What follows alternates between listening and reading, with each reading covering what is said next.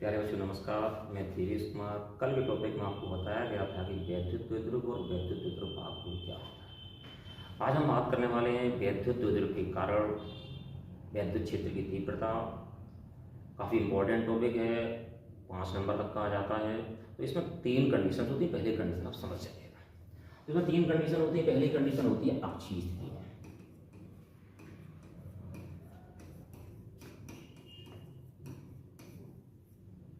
अक्षीय स्थिति में। दूसरी होती है हमारे पास निरक्षीय स्थिति में।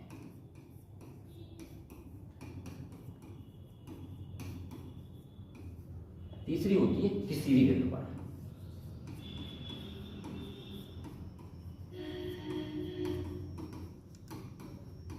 किसी भी बिंदु पर। अब इसमें अक्षीय स्थिति क्या होती है? जैसे हम मान लेते हैं कि जी हमारे पास एक वैद्युत द्विध्रुव है ये भी।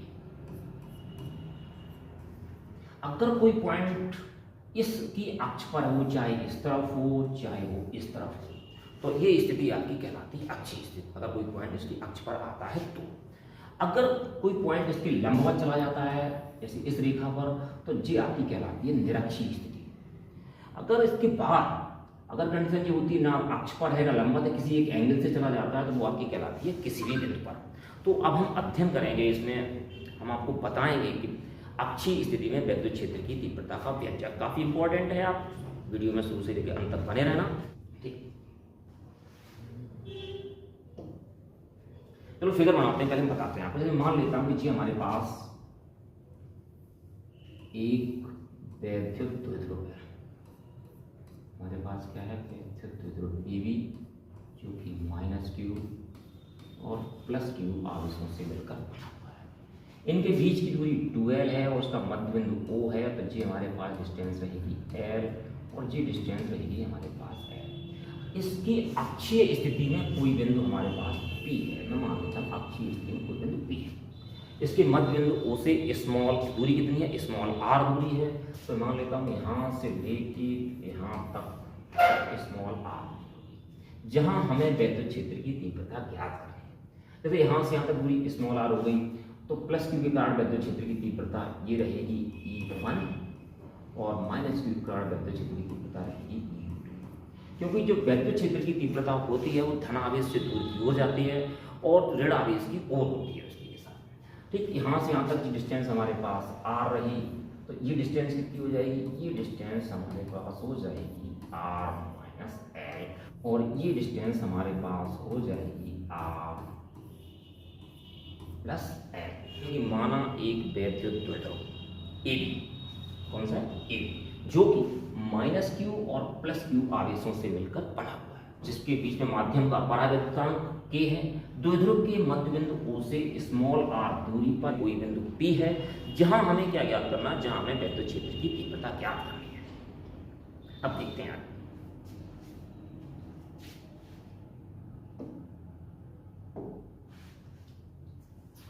तो ये रही कंडीशन आपके सामने। अब हम निकालते हैं पहले डेरिवेशन कैसे होता है, इधर देखिएगा।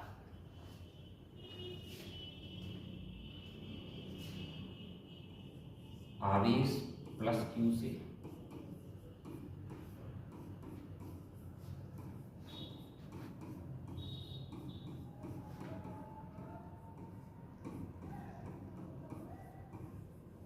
बिंदु P तक की दूरी है।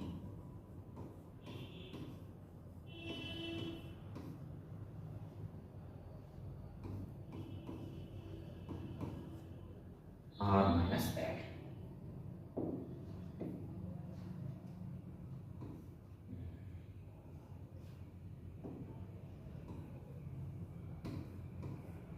कितनी है? r - l। अब हम देखते हैं आवेश -q से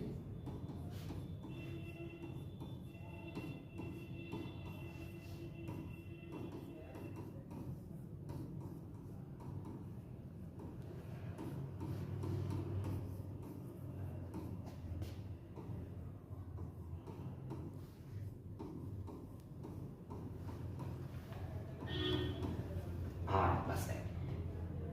तो बिंदु P तक की दूरी आवेश +q से कितनी रही? r - l और बिंदु P की दूरी आवेश -q से कितनी रही? r + l।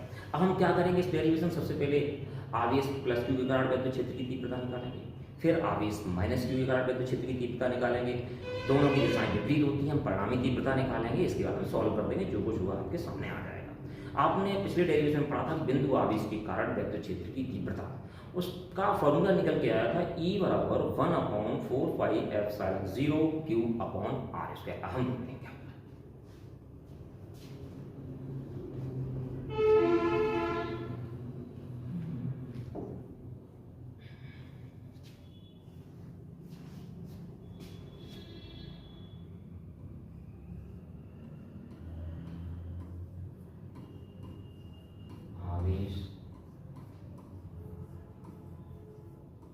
प्लस क्यू के कारण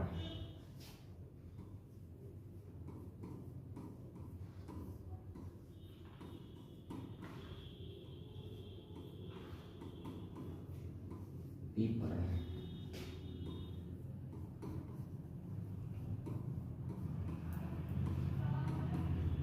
विद्युत क्षेत्र की तीव्रता E1 बराबर 1/4πε0 K Q/r माइनस L का whole square. Equation number first, आवेश माइनस क्यू के कारण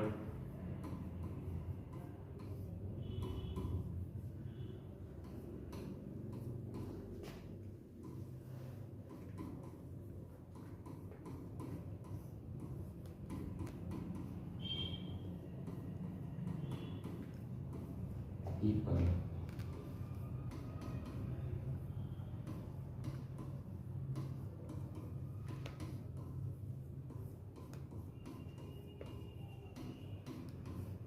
E2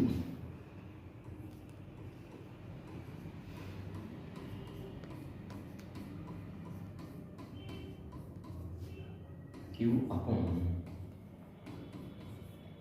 प्लस L का होल स्क्वायर। आवेश प्लस क्यू कारण निकाल लिया हमने, फिर हमने आवेश माइनस क्यू कारण विद्युत क्षेत्र की तीव्रता निकाली। अब हम निकालते हैं परिणामी तीव्रता। क्योंकि E1 और E2 की दोनों दिशाएं कैसी विपरीत हैं, तब देखते हैं परिणामी तीव्रता।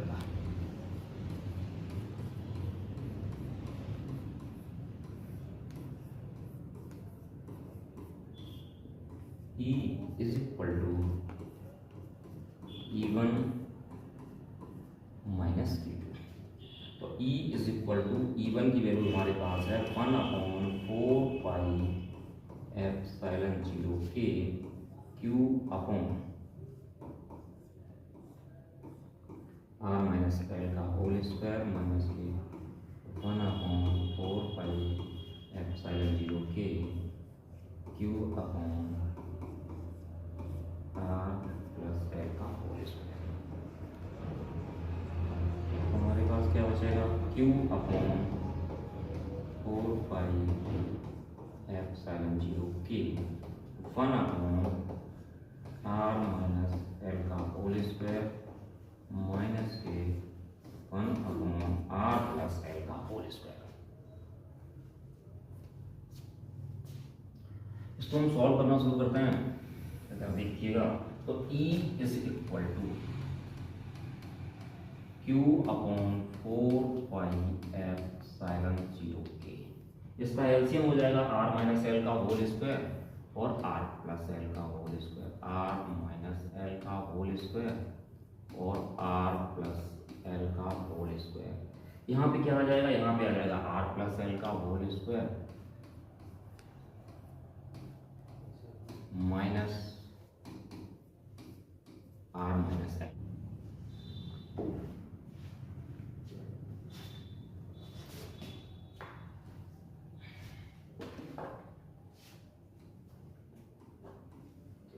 E बराबर Q/4πε0 के ब्रैकेट में, यहाँ पे था हमारे पास R प्लस L का होल स्क्वायर मतलब R square plus L square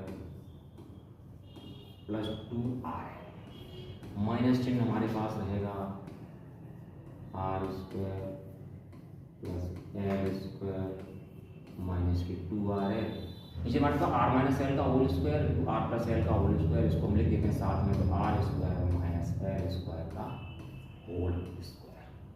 तो E इज इक्वल टू हमारे पास बचेगा Q अपॉन 4πε0K। इधर हमारे पास क्या बचता है, R square plus L square plus 2R, minus चिन्ह अंदर जाएगा, जो प्लस का वो माइनस का हो जाएगा, जो माइनस का वो प्लस का हो जाएगा, माइनस का आर स्क्वायर माइनस का एल स्क्वायर और प्लस 2RL बटे R square minus L square का होल स्क्वायर। तो R square L square R square L square कट गया हमारे पास, तो E बराबर हमारे पास बचता है Q अपॉन 4πε0K। इधर क्या बचता है 2RL, और 2RL कितना हो जाएगा 4RL upon R square minus L square का होल स्क्वायर। तो E इज इक्वल टू हमने इसको लिख दिया Q 1/4πε0K। तो Q इधर चला जाएगा, हमारे पास क्या बचेगा 4QRL और बटे R square minus L square का होल स्क्वायर। अब इसको इधर सॉल्व कर देते हैं। E is equal to 1/4πε0K, इसको लिख दिया 2QL इंटू 2R, मतलब 4QRL upon R square minus L square का होल स्क्वायर। आप पीछे पढ़ चुके हैं कि जो वैद्युत द्विध्रुव बाहु होता है हमारे पास P होता है, तो वो 2QL के बराबर होता है, बट बेटा हमारे पास क्या रहा 2QL बराबर हमारे पास रहा P। तो E बराबर 1/4πε0K 2PR upon R square minus L square का होल स्क्वायर। यदि ये कंडीशन आ जाती है L is less than R, मतलब L R से बहुत छोटा है, तो L को नगण्य मान लें।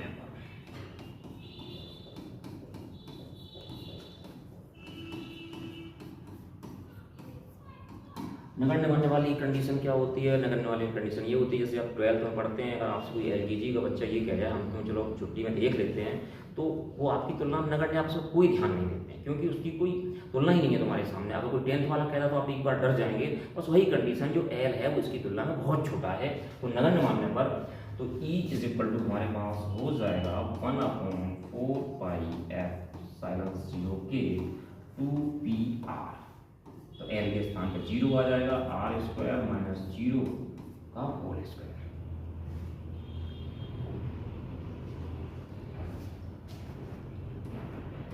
तो E बराबर 1/4πε0K 2PR अपॉन हो जाएगा R to the power 4R से घात कट जाएगी, तो हमारे पास E बराबर निकल के आ गया 1/4πε0K 2P अपॉन R के।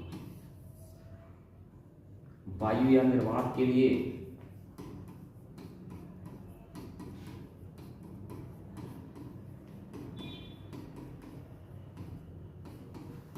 E बराबर कितना होता है 1 होता है, तो E बराबर आ जाएगा 1/4πε0 2P अपॉन R।